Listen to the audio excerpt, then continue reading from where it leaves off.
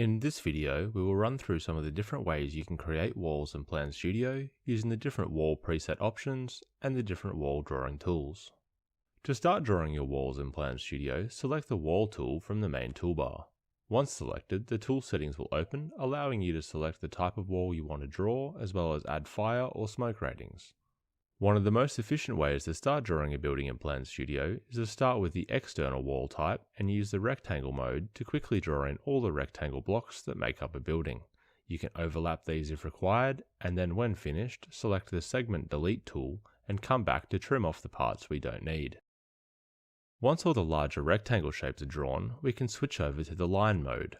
When drawing lines, firstly always check that you have all of your snapping settings turned on. To do this, select the snapping controls from the side menu.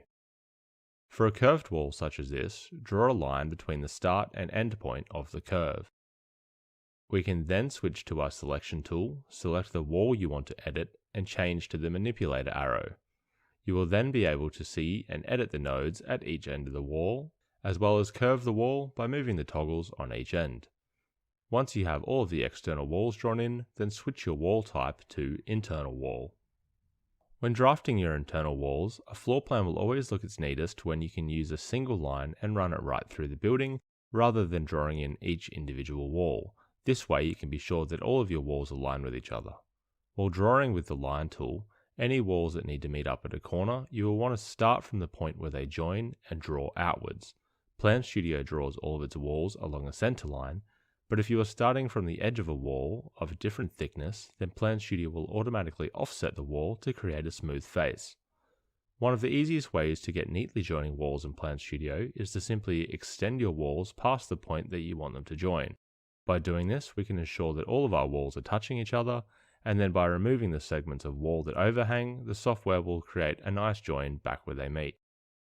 Now with all the walls drawn in, we can change to our Segment Delete tool and start removing all the segments of wall that we don't require to tidy up the floor plan.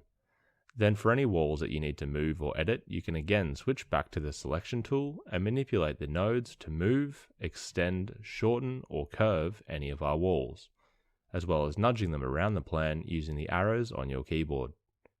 When you select a wall, the Inspector panel will open, allowing you to see and edit the wall properties. Here you can change the wall to another preset option, change its role, as well as edit the wall's width and add fire ratings. Inside the Wall tool, you also have access to a Paint Mode tool, which will allow you to apply fire ratings to the walls in bulk, as well as a Blob tool used to join walls together, and to add columns or oddly shaped segments of walls to your plan. For now, we will stop once the internal walls are complete, but you can come back later and continue to add more detail to your plan by using the other wall options like handrails to complete your stairs, office dividers to separate any desks you draw in using the Fixture tool, and toilet cubicles to draw in the bathrooms.